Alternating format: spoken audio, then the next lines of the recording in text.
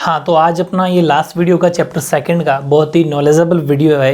ये चैप्टर था आपके लिए, बहुत ज़्यादा नॉलेज आपने इससे सीखी होगी। और इसके बाद में मैं आपको एक टेस्ट दे दूंगा, जो भी मुगलों तक तो हो गया था अपना, राजपूत राजाओं से लेके यहाँ तक आपको टेस्ट मिल जाएगा, उस टेस्ट दे देना, ठीक है। और उसके बाद फिर कंप्लीट चैप्टर का टेस्ट मिलने वाला है, जल्द से हर चैप्टर का टेस्ट देने वाला हूँ मैं आपको, ठीक है। इसके बाद में अपन चैप्टर 3 स्टार्ट कर देंगे, फिर हिस्ट्री अपनी कंप्लीट हो जाएगी, क्योंकि अपने 14 चैप्टर तो पहले ही कर लिया। अब सुनो, आज अपन क्या पढ़ने वाले हैं। आज अपन पढ़ने वाले दक्षिण का शहर, बब्बर शहर बोल दो बोले यहाँ, ठीक है। साउथ का शहर पढ़ने वाले हैं। शहर मान लो इनको छत्रपति शिवाजी, जो आपके कोर्स में है। तो छत्रपति शिवाजी से रिलेटेड आपके कोर्स में है और इनको 100% पढ़ना है। बहुत ही शक्तिशाली वीर योद्धा है ना, एक तरीके से ऐसे लोग अमर रहते हैं हमेशा, कभी मरते नहीं। इनकी बहुत शानदार शानदार स्टोरी है। एक बार स्टोरी को आपको सुनना है, वो स्टोरी सुन लोगे तो फिर आपको ये सब कुछ दिमाग में फिर वो फिट हो जाएगी, ठीक है। जो छत्रपति शिवाजी, एक्चुअल में शिवाजी इनका नाम था, छत्रपति इनका टाइटल है, ठीक है, मतलब कि उपाधि है। चलो अब मैं छोटी स्टोरी ये बताता हूँ कि देखो, आपको पता है जब शिवाजी थे इस टाइम पर सब जगह इंडिया के अंदर चारों तरफ, ठीक है, नॉर्थ ईस्ट वेस्ट साउथ सब जगह भारत के अंदर मुगलों का राज था, ठीक है, मुगलों का शासन था। सब जगह मुगल शासन करते थे। शिवाजी आते हैं दक्षिण इंडिया के अंदर, मतलब साउथ इंडिया के अंदर, दक्षिण भारत के अंदर, मतलब महाराष्ट्र के अंदर, तो महाराष्ट्र दक्षिण भारत में पड़ता है, तो वहाँ पर भी मुगलों का राज था, ठीक है। और इनके शासन में जो मतलब जो दिल्ली पे राज करता था, मेन गद्दी पे वो था औरंगजेब, ठीक है। तो औरंगजेब जो था वो मुगलों का उस टाइम के लिए बादशाह था, ठीक है। और ये स्टोरी इस तरीके से, तो फिर हुआ क्या कि उस टाइम मुगलों का राज था ना, तो मुगलों के व्यापारी जो आते थे, तो बाहर से जितने भी मुगल आते थे वो भारत में व्यापार करने के लिए आते थे, मुसलमान होते थे वो, ठीक है। तो उन मुस्लिमों को अगर यहाँ भारत में व्यापार करना है, बिजनेस करना है, तो उनको, क्योंकि देखो समुद्री मार्ग से तो उस टाइम सिस्टम था नहीं कि भाई इतने नावें वगैरह सिस्टम था नहीं, तो थल मार्ग से आया करते, थल का मतलब ज़मीन से, ज़मीन वाले मार्ग से आया करते थे। तो ज़मीन वाले मार्ग से अगर वो आएंगे तो इन सारे मुगल बादशाहों को उनको उनसे बिजनेस करने के लिए, फिर उनको यहाँ आने के लिए, यहाँ के कुछ कुछ जगह पर हिंदुओं को सेनापति या फिर अपनी सेना के अंदर सबसे बड़ी पोस्ट या अच्छी खासी पोस्टों पर रखा जाना पड़ता, ताकि वो हिंदू है ना, उनको आते टाइम लूटे नहीं, उनको परेशान ना करे, ठीक है। और वैसे ही साउथ इंडिया के अंदर ये मराठा थे, ठीक है, मराठा शूरवीर थे। और ये थल सेना से जो रास्ते में कोई आता ना बीच में, अगर इनकी अगर इनको बड़ी पोस्ट पे रख दिया अगर मुगलों, तब तो ठीक है, वरना ये उनकी, समझ गए आप, मतलब तरह तरीके से उनको लूट लेते, या फिर उनको ऐसा मान लो कि बहुत ज़्यादा परेशान करते, ठीक है। और इस वजह से इनके जो पिताजी थे, किनके, शिवाजी के पिता का नाम था शाहजी भोंसले। तो शाहजी तो थे, शाहजी को मुगलों ने एक अच्छी पोस्ट दे रखी थी, बहुत ऐसा मान लो कि एक बहुत काफ़ी सारी जागीरें दे रखी थी, जैसे पूना की जागीर है, तो बहुत सारी जागीरें दे रखी थी इनके पिताजी शाहजी को, ताकि ये मराठा एकजुट रहे और उनके व्यापारियों को परेशान ना करे, ठीक है। चलो, तो शाहजी भी ठीक है, अच्छे जागीरदार बन गए और अच्छी खासी पोस्ट पे थे, सेनापति की तरह थे। तो फिर शाहजी भोंसले ने भी ये सोचा कि अपना बेटा जो शिवाजी हैं वो भी ठीक है, अच्छी पोस्ट पे काम लग जाएगा, मैं जैसे ही मतलब हूँ जब तक हूँ, उसके बाद में शिवाजी भी अच्छी पोस्ट पे हो जाएंगे, क्योंकि मुगलों को तो सेनापति बनाना ही पड़ेगा, एक अच्छी पोस्ट पे रखना ही पड़ेगा, वरना तो मराठा इनको जीने नहीं देंगे। तो ये मामला ठीक था, है ना, ऐसा था। तो लेकिन शिवाजी को कुछ और ही मंजूर था। शिवाजी ये सब गुलामी ये मुगलों वाली सिस्टम समझते नहीं थे, उनको मज़ा नहीं आता था। उन्होंने मात्र 12 साल की एज में अपने पिताजी से एक जागीर ले ली कि मुझे ये जागीर दे दो, कौन सी, पुणे की, मैं इस जागीर को बैठ जाऊंगा, मैं इस जागीर को संभालूंगा। पुणे की जागीर पे बैठ गए, ठीक है, जागीर तो उनके पास में थी, तो उन्होंने शिवाजी को एक जागीर दे दी पुणे की। वहाँ पुणे की जागीर में शिवाजी बैठ गए और शिवाजी ने फिर वहाँ से सिस्टम शुरू किया। इनके गुरु थे दादोजी कोंडदेव, ठीक है, दादोजी कोंडदेव, अपने जो घर पे कहते हैं ना दादोजी, वो दादोजी नहीं, ठीक है ना, ये दादोजी कोंडदेव पूरा नाम है इनका गुरु, ठीक है। इनके दादाजी नहीं थे, ग्रैंडफादर नहीं थे, नाम है दादोजी कोंडदेव, ये गुरु थे। इनसे इन्होंने सेना की और शासन को कैसे चलाया जाए, इनकी एजुकेशन ऐसा मान लो कि शिक्षा ले ली, ठीक है, इनसे इन्होंने ज्ञान ले लिया, तो ये इनके गुरु हो गए, यानी कि he learn military and administrative skills from Dadoji Kondadev, इनसे शिक्षा प्राप्त कर ली इन्होंने। फिर इन्होंने खूब जगह को, चाहे वो रायगढ़ हो, चाहे वो चाकण हो, चाहे वो बीजापुर के सुल्तान से जो इन्होंने चाकण और रायगढ़ जीता था। बीजापुर महाराष्ट्र में एक जगह पड़ती है, साउथ इंडिया दक्षिण भारत की जगह थी, अभी महाराष्ट्र बता रहा हूँ, पहले तो अलग दक्षिण भारत के नाम से जाना जाता था। तो बीजापुर एक जगह पड़ती है, वहाँ के सुल्तान को लूटा, मतलब बहुत सारी जागीर, अभी नाम बता दूंगा, एक स्टोरी बना रहे हैं अपन। उनको शिवाजी ने हड़प लिया, खूब लूटा कोसा। और अब क्या हुआ कि ये सब मामला तो चल रहा था, इतने में औरंगजेब के पता नहीं क्या खुजली चली कि औरंगजेब ने इस शहर को दबाने की कोशिश की और गलत जगह उसने हाथ डाल लिया। और उन्हें शिवाजी की एम्पायर को, जो शिवाजी एम्पायर एक्सटेंड कर रहे थे, अपना फैला रहे थे, इससे परेशान हो गया। और औरंगजेब ने शिवाजी के खिलाफ एक बंदे को भेज दिया, ठीक है। और उस बंदे को इन्होंने भेजा, वो एक बहुत अच्छी सी स्टोरी है, ठीक है। वो इन्होंने भेजा अफजल खां को 1659 में, ठीक है। पहले स्टोरी सुन लो। अफजल खां को शिवाजी के खिलाफ भेजा औरंगजेब ने, ठीक है, ठीक है। ज़बरदस्ती बीच में पड़ गया वो, कौन? औरंगजेब। और एक्चुअल में बात बताऊंगा कि मुगलों को ख़त्म कर दिया मराठाओं ने, वो गलत जगह हाथ डालिया उसने, औरंगजेब ने। और यहाँ पर जब ये अफजल खां आएगा, बहुत बड़ी सेना के साथ अफजल खान जाएगा, 10,000 सेना के साथ, खैर 10,000 सेना के साथ में अफजल खान वहाँ गया शिवाजी से, ठीक है। अब उसने क्या करा कि ये जो एक्चुअल में जो मराठा होते थे ना, इनकी हाइट ज़्यादा नहीं होती थी, मजबूत शरीर के होते थे। और ये लोग क्या करते थे, गुरिल्ला पद्धति और जिसे हम गुरिल्ला का मतलब होता है छिप के वार करना। खुले मैदान में नहीं लड़ते थे कभी भी। खुले मैदान मतलब इस ज़मीन पे नहीं लड़ते, ये छुप के, जैसे पहाड़ों में छुपना है, पेड़ों में छुपना है, किसी का भी इशारा ले लिया, उसमें छुप के वार करना, जैसे कोई रास्ते में आएगा फिर मारना, ये सब तीर कमानों से मारना, मतलब छुप के वार करना, गुरिल्ला पद्धति उसे कहते हैं। हमेशा छुप के वार और मौके का इंतजार करते थे, चालाक बहुत होते थे। तो शिवाजी बहुत चालाक थे, गुरिल्ला पद्धति में माहिर थे। कभी भी युद्ध मैदान में नहीं, मतलब ऐसे थल ज़मीन पर सीधे मैदान में लड़ने की कोशिश कभी नहीं करते थे। इनको पता था कि हमारे पास इतनी सेना भी नहीं है और उसमें हम सिस्टम में नहीं जीत पाएंगे। पहाड़ों वगैरह पे चढ़ते, क्योंकि पहाड़ों पे रहते थे, तो पहाड़ों में इनको चढ़ने की वो एक्सपीरियंस अच्छा था। अब इन्होंने क्या करा, इस जो औरंगजेब ने इस बंदे को भेजा था अफजल खां को, इस अफजल खां ने दिमाग लगाया थोड़ा सा, लेकिन शिवाजी के सामने थोड़ी दिमाग लगा सकता है वो। कोशिश की उसने, आते ही जैसे ही यहाँ पर वो आया शिवाजी के यहाँ पर, तो उसने क्या करा, वहाँ की जनता को मारना शुरू कर दिया, पीटना शुरू कर दिया। खूब सारे लोगों को ज़बरदस्ती मार रहा है कि कैसे ही शिवाजी बाहर आ जाए और मैदान में युद्ध लड़ा जाए, ताकि शिवाजी को या तो मार दिया जाए, कुछ ना कुछ कर दिया जाए, ठीक है। लेकिन शिवाजी सिर्फ मौके का इंतज़ार कर रहे थे, और मौके का इंतज़ार किया, शिवाजी बाहर गए नहीं। उसने वो जितना मार तो कि थक गया, थक जाने दो। उसके बाद में इनके बात बनी कि चलो अपन एक संधि कर लेते हैं, थोड़ी बातचीत करते हैं, बैठ के संधि वार्ता कर लेते हैं, ट्रीटी कर लेते हैं अपन बैठ के। तो शिवाजी, लेकिन आपको पता है दुश्मन से हमेशा कहते हैं दुश्मन को माफ़ किया जा सकता है, लेकिन सचेत तो रहना पड़ेगा। तो शिवाजी सचेत थे कि यार ये अभी तो मार रहा था, इतने जल्दी कैसे मेरे पास आ रहा है, चलो ठीक है। तो शिवाजी भी तैयार थे, उधर से अफजल खां धोखा करना चाह रहा था कि इसको कैसे पास बुलाया जाए और कहेंगे हम तो भाई भाई हैं, गले मिले वगैरह वगैरह। तो वो अफजल खां जो था वो आया पास में, बातचीत करी और शिवाजी को गले लगाया, ठीक है। गले लगा के शिवाजी को ऐसे कस लिया अंदर, ठीक है, कहते हैं ना भींच लिया, मतलब ठीक है, थोड़ा सा कसा, ऐसा हाथ से दबाया। इतने में शिवाजी समझ गए कि इसकी प्लानिंग क्या है, क्यों गले मिलना अलग होता है और हाथ से ऐसे भींचना अलग चीज़ होती है। तो और फिर उसने कोई हथियार से, ऐसा मान लो कि चाकू छुरे से, अफजल खान ने भी शिवाजी को पूरी मारने की कोशिश की, लेकिन शिवाजी उसके समझ गए होंगे, वो निकले क्या, बाप निकले। और उन्होंने क्या करा, बगनका होता है, बगनका का मतलब एक छुरे टाइप ही होता है, जो हाथ में ऐसे पहन भी सकते हैं, उसके चारों ओर वो भी होता है छुरे जैसा, और वो खींच के उसके पेट में दे मारा और उसका पूरे आंतड़े ओजड़े निकाल लिए बाहर, समझ पा रहे हो, घुमा के उसी जगह अफजल खां को ख़त्म कर दिया, ठीक है, पेट फाड़ डाला उसका। तो अफजल खां सक्सेस नहीं हुआ, अफजल खां को मुंह की खानी पड़ी, चला गया वापस। फिर इनके बाद में शाइस्ता खां को भेजा औरंगजेब ने। शाइस्ता खां बड़ी सेना लेके आएगा, अफजल खां तो ज़्यादा सेना लेके नहीं आया था, शाइस्ता खान बहुत बड़ी सेना, 1 लाख 1.5 लाख की सेना लेके आएगा। और उसने क्या करा कि शिवाजी के ऊपर अटैक कर दिया, ठीक है। और वो वहाँ पर जब शाइस्ता खां अटैक करता है तो वो जीत भी जाता है, ठीक है। शिवाजी वहाँ पर उस शाइस्ता खां से हार जाते हैं, क्योंकि वो बड़ी सेना लेके आ गया था। और वहाँ पर तो फिर आपको पता है गुरिल्ला पत्ती भी काम नहीं करती, कितने आप छिप के वार करोगे, सैनिक कितने, ठीक है। तो वहाँ पर वो शाइस्ता खां जीत गया।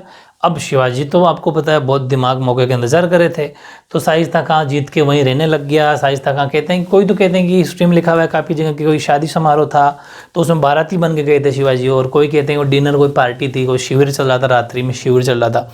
तो वहाँ पर शिवाजी 400-500 सैनिकों के साथ में गए और बाराती बन के भैंस में अंदर एंट्री कर ली उस शिविर में, और वहाँ जाके उन्होंने शाइस्ता खां पे अटैक कर दिया। ठीक है, तो शाइस्ता खां पे अटैक किया तो शाइस्ता खान की 3 उंगलियां हाथ की कट गई और उसका बेटे को भी मार दिया गया शिवाजी ने। और वहाँ पर शाइस्ता खां डर गया, बहुत ज़्यादा हिल गया, और वहाँ से शाइस्ता खान और शाइस्ता खान की पूरी सेना वहाँ से भाग गई और वापस से शिवाजी का वहीं पर अधिकार हो गया।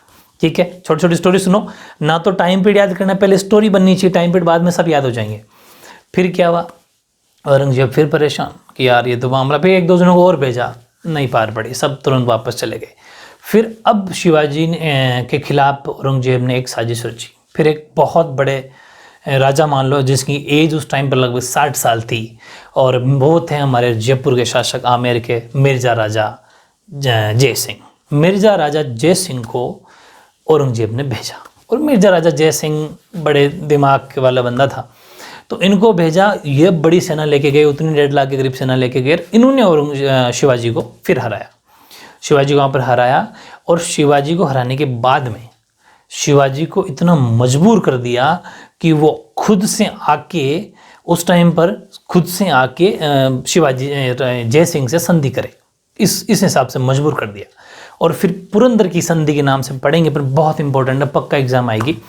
दोनों के बीच में पुरंदर की संधि होती है। एक्चुअल में ये पुरंदर की संधि में क्या होता है कि शिवाजी और जय सिंह के बीच में पुरंदर की संधि हो जाती है, क्योंकि मजबूर हो गए शिवाजी को कर रहे हैं तो क्या करें, इतना मजबूर कर दिया, उसने अटैक किया। तो उस टाइम पर शिवाजी के पास में 35 किले थे, फोर्ट 35 किले थे। तो संधि ये हुई कि आपको सिर्फ 12 किले रखने हैं, बाकी 23 किले आपको मुगल बादशाह को देने पड़ेंगे। ठीक है, तो शिवाजी ने कहा ठीक है, क्योंकि कहते हैं मरता क्या नहीं करता। ठीक है, तो 23 फोर्ट 23 किले शिवाजी ने इसको दे दिए इस संधि के अंदर, 12 अपने पास रखे सिर्फ। चलो ठीक है, इसके बाद में अब साजिश, आपको पता है जय सिंह नाम है उसका, तो जय सिंह ने फिर साजिश रची कि नहीं ऐसे तो पार पड़ेगी नहीं, ये तो चलो ठीक है। अब कहा कि ये संधि की शर्तें हैं, ये पहली शर्त तो ये कि 23 देने पड़ेंगे, 12 रखने पड़ेंगे, पहली शर्त। दूसरी मेन शर्त ये है कि आपको और आपके बेटे को, ठीक है, आपको बेटे संभाजी, इन दोनों को, आपको शिवाजी को और संभाजी को, आप दोनों को मुगल दरबार में आपको उपस्थित होना पड़ेगा। ठीक है, मतलब वहां पर हाजिरी देनी पड़ेगी मुगल बादशाह के सामने, आप दोनों बाप बेटों को चलना पड़ेगा। तो शिवाजी फिर मजबूर हुए, बोले ठीक है, बोले आप वहां पर चलो तो सही, आपको एक राजा की तरह आपका रिस्पेक्ट किया जाएगा, सम्मान किया जाएगा, और आपको एक अच्छी पोस्ट दी जाएगी। समझ पा रहे हो, एक अच्छा उच्च पद दिया जाएगा और राजा की तरह आपका सम्मान किया जाएगा दरबार के अंदर। तो शिवाजी ठीक है भाई, अगर ऐसा कुछ हो रहा है तो चलो, चले गए, मौके का इंतजार तो कर ही रहे थे। वहाँ पर जैसे ही गए तो औरंगजेब ने उनका 3rd श्रेणी, कहते हैं तृतीय श्रेणी, चतुर्थ श्रेणी कर्मचारी जो होते हैं उनसे भी घटिया तरीके से व्यवहार किया, और शिवाजी को मतलब एक तरीके से बेइज्जती कर दी, कोई मतलब कि ऐसा मान लो कि रेस्पेक्ट नहीं करी उस दरबार के अंदर।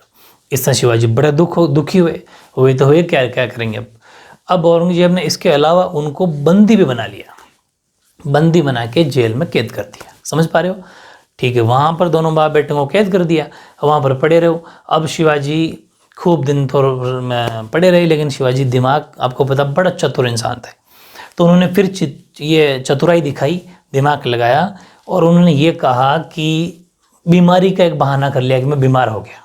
पूरी बात सुनना, उन्होंने कहा कि बीमार हो गया, और बीमार हो गया तो बोले अब ठीक कैसे हो गए, बोले ठीक मैं ऐसे होऊंगा कि आप पता नहीं कहाँ कहाँ की मिठाई लेके आओ, जैसे उनके वहाँ जगह से, जहाँ पर ये दक्षिण भारत की जगह है, वहाँ से मेरे महाराष्ट्र से या फिर बीजापुर से ऐसा मान लो, वहाँ से मिठाई मंगाई जाए, मिठाई के पैकेट मंगाओ, और उस मिठाई को खाने से या फिर यहाँ सब बांटने से, पंडितों के द्वारा, पंडित जो होते हैं ना उनके द्वारा मिठाई वगैरह मंगा, पंडितों बांटो भी, तो उससे मैं ठीक हो जाऊँगा।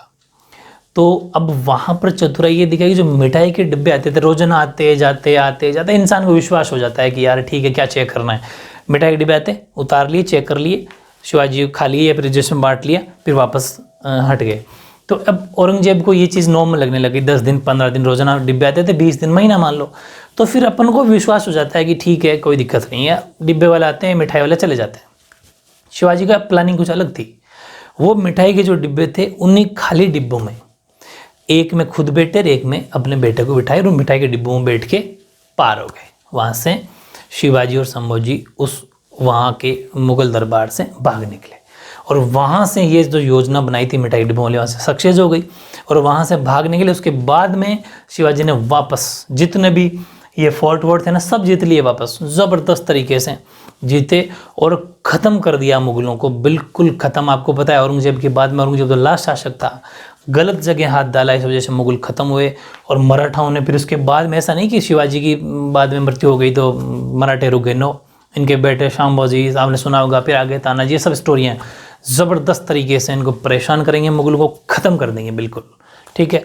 तो इस तरीके से छोटी छोटी स्टोरी है, ये अगर दिमाग में बैठ गई तो आपको ईजिली याद हो जाएंगे। और कोई एक दो फैक्ट अगर कोई छूट गया हो तो अभी अपन देख लेते हैं थ्योरी में, ठीक है।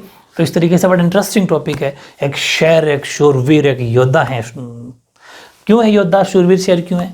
क्योंकि देखो ऐसा है कि मुगलों का सबने विरोध किया। मुगल बड़े घटिया क्वालिटी के लोग हुआ करते थे, वो अपने राजाओं, अपने यहाँ के राजाओं को मार के उनके परिवार को, उनकी बेटियों को गुलाम या दासी बना के ले जाते। बड़ा घटिया काम लगता था ये काम नहीं करना चाहिए। जबकि शिवाजी ऐसा नहीं करते थे।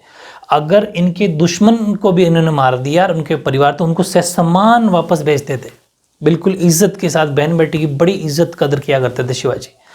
और इसके बाद में शिवाजी वहाँ से भागने के लिए के बाद में वहाँ पर खूब सारी जगह वापस जीती, अपने किले वापस जीते, औरंगजेब से कुछ नहीं हुआ। और फिर उन्होंने क्या करा, वापस बाकायदा हिंदू रीति रिवाज से अपना वापस राज्याभिषेक करवाया, ये सब बातें, ठीक है। चलो अब हम थोड़ी सी बातें पढ़ लेते हैं, है ना। पहली बात तो ये है कि शिवाजी का जन्म कहाँ हुआ, तो 20 अप्रैल 1627 ईस्वी को शिवनेर के दुर्ग में, ठीक है। दुर्ग है शिवनेर, महाराष्ट्र में पड़ता है प्रेजेंट। शिवाजी का जन्म हुआ दक्षिण भारत, वैसे ये दक्षिण भारत की जगह है, सारी दक्षिण भारत की जगह, ठीक है। मराठी दक्षिण भारत में ही थे। अब शिवाजी जन्मे किनके थे, तो इनके पिताजी शाहजी भोंसले थे और इनकी प्रथम पत्नी, ठीक है, पहली पत्नी जीजाबाई के पुत्र थे। और एक्चुअल में जो शाहजी थे, मतलब जो इनके शिवाजी के पिता थे, वो बीजापुर के एक सामंत थे, ठीक है, सामंत थे। सामंत का मतलब ऐसा मतलब जिनके पास काफ़ी सारी जागीरें हो, एक तरीके से छोटा मोटा राजा की तरह, ठीक है। और अब इन्होंने सामंत थे, इनके पास काफ़ी सारी जागीरें थी, तो इनसे शिवाजी ने कहा कि मुझे पुणे की जागीर दे दो। तो 12 साल की उम्र में, मात्र 12 साल की अल्पायु में शिवाजी ने अपने पिता से पूना की जागीर प्राप्त कर ली और दादोजी कोंडदेव से सेना और शासन की शिक्षा पाई थी। Shivaji was born on 20 April 1627 at in Shivneri fort. He was the son of Shahji Bhonsle first and Shahji Bhonsle's first wife Jijabai. Shivaji was a Shahji was a Bijapur aristocrat, ठीक है, यानी कि वहाँ के क्या थे, सामंत। फिर at the young age of 12 Shivaji the state of Pune from his father, वहाँ से एक जागीर ले ली। He learn military and administrative skills from Dadoji Kondadev, very important, ये भी याद रख लेना। फिर 1646 में यानी कि 1646 में उन्होंने बीजापुर, कौन कौन सी, ये को 2-3 नाम अगर आपको याद रह जाते हैं तो ठीक है, वरना लोड नहीं लेना ज़्यादा। यानी कौन कौन सी इन्होंने जीती, खास तौर से राय सिंह को जरूर याद रख लेना, ठीक है। ये बीजापुर के सुल्तान से जीता था राय सिंह और चाकण, ये बीजापुर का सुल्तान था वहाँ पर, उससे इन्होंने अडोप्ट कर लिया, मान लो हड़प लिया, जीत लिया। फिर 1647 AD he also occupied Baramati, Indrapur और सिंहगढ़ एंड पुरंदर फोर्ट। ये पुरंदर फोर्ट है ना, यहीं पर अटैक हुआ था और यहीं पर पुरंदर की संधि हुई थी। पुरंदर फोर्ट है, पुरंदर एक जगह का नाम है, इसलिए जहाँ पर संधि होती है या ट्रीटी होती है वो पुरंदर संधि या पुरंदर ट्रीटी के नाम जानी जाती है, उसी जगह के नाम से। कौन करेंगे, मिर्जा राजा जय सिंह, बता दिया मैंने अभी आपको, आगे पढ़ेंगे। वो सबसे इंपॉर्टेंट है, एग्जाम अलग से पूछी जा सकती है। तो इन सब में से अगर 2-3 भी याद रह जाए, जैसे राय सिंह रह गया, पुरंदर फोर्ट रह गया, यहाँ सब पर इन्होंने क्या करा, कब्जा कर लिया। सन यानी कि टाइम पीरियड अगर याद नहीं होता हो तो कोई बात नहीं, लौट नहीं लेना, गलत मत लिखिए आना, ठीक है। ज़्यादा आपके इसमें टाइम पीरियड से मार्क्स नहीं करते। तो उन्होंने बीजापुर सुल्तान से रायगढ़, चाकण और 47 में बारामती, इंदरपुर, सिंहगढ़ और पुरंदर दुर्ग को छीन लिया। फिर 1656 के उन्होंने अपनी राजधानी रायगढ़ को बनाया। देखो मैंने कहा था जो भी राजा बनेगा, जो भी किसी को हड़पेगा, फिर एक अपनी कैपिटल स्थापित करेगा, एक राजधानी बनाएगा। इन्होंने रायगढ़ छीन लिया था इस बीजापुर सुल्तान से, तो रायगढ़ को अपनी राजधानी बनाया, मतलब कि कैपिटल बनाया, ठीक है। फिर मैंने आपको बताई थी बात ये कि शिवाजी के साम्राज्य विस्तार की नीति से रुष्ट का मतलब दुखी होकर, परेशान होकर, बीजापुर के सुल्तान ने 1659 में अफजल खान नामक अपने सेनापति को उनका दमन करने के लिए भेजा। संधि वार्ता के दौरान अफजल खान द्वारा धोखा देने पर शिवाजी ने बगनखे मैंने बताया हाथ में पहनने वाला होता है वैसे तो, और चारों ओर उसके छुरे, एक लाइक छुरे जैसा होता है, ये मान लो आप, बगनखे से उसका पेट फाड़ डाला, ठीक है। Being Concerned by Shivaji's policy of extension of empire, Bijapur Sultan sent his commander Afzal Khan to eliminate him. हुआ क्या फिर कि during the talks of alliance Afzal Khan try to betray Shivaji's as a result Shivaji slit him stomach using a baghnakh. Stomach का मतलब समझते होंगे, अपना आमाशय पेट निकाल दिया बाहर, ठीक, और उसकी डेथ हो गई और वहाँ पर भी उसको कोई सफलता नहीं मिली। अब कंटिन्यू करेंगे, इतनी सारी बातें आप नोट करो, जैसे कुछ खास बातें आपको इसमें याद रखनी है, ठीक है।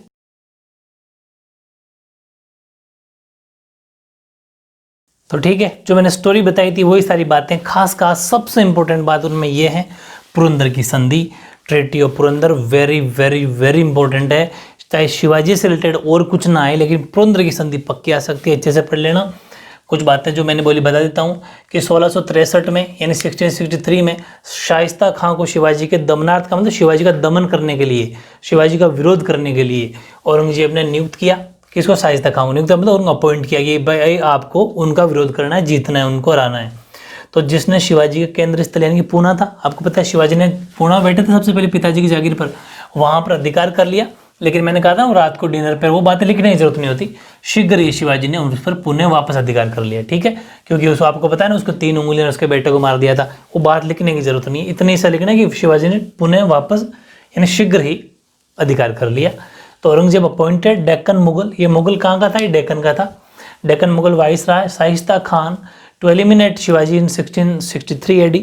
Shaista Khan occupied Pune, which was Shivaji's center of administration, but shortly Shivaji regained control, वापस से पुनः अधिकार कर लिया, ठीक है।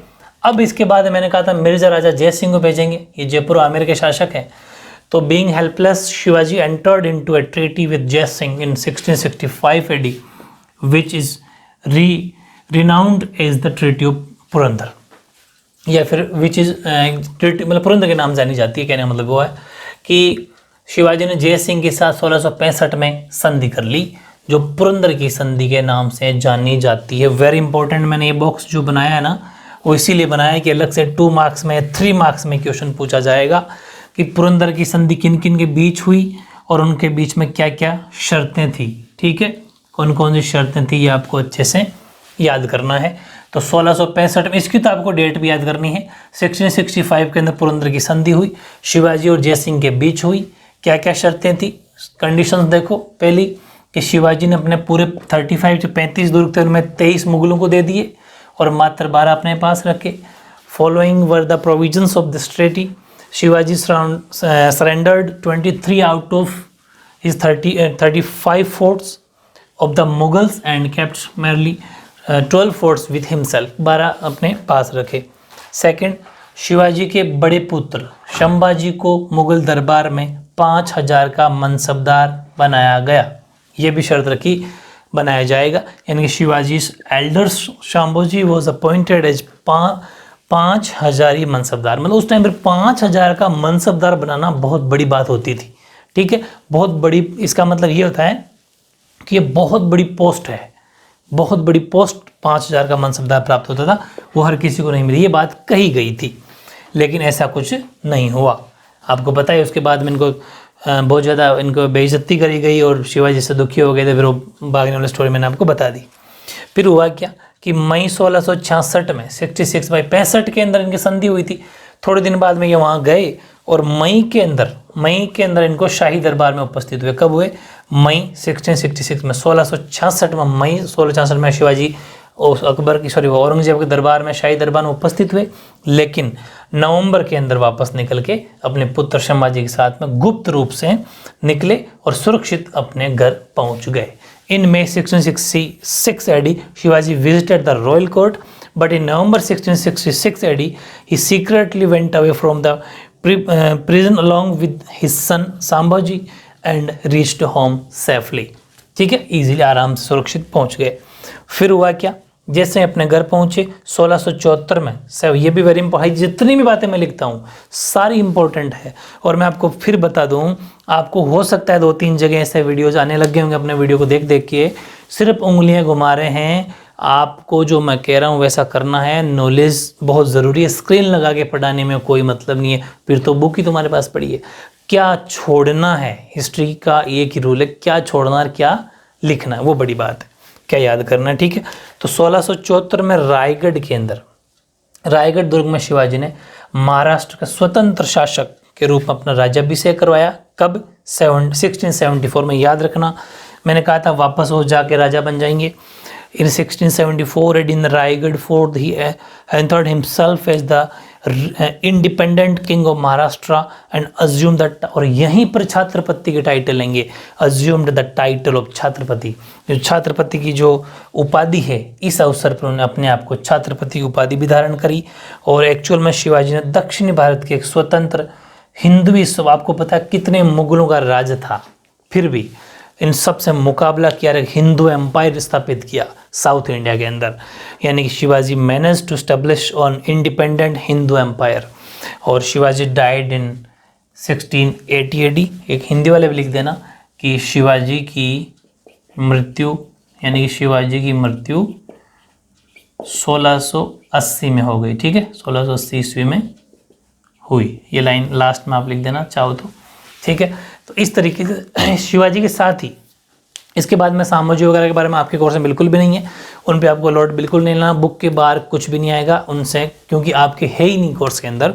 नाम जरूर लिखा हुआ है लेकिन वो उनके अंदर है नहीं। बस सामोजी इतना सा वेटेज या रोल है कि उनके साथ आए थे और इनको कहा गया था कि सामोजी को 5000 का मनसबदार बनाया जाएगा, लेकिन नहीं बनाया। फिर दोनों बाप बेटे वहाँ से भाग गए। उसके बाद में 1674 में वापस अपने रायगढ़ के अंदर राजा बन जाते हैं, छत्रपति की उपाधि धारण कर लेते हैं। वेरी इंपॉर्टेंट है कि छत्रपति की जो टाइटल है वो ग्रहण कर लेते हैं। इस तरीके से बहुत ही शानदार हिस्ट्री का चैप्टर 2 सबसे बड़ा चैप्टर खत्म हो गया।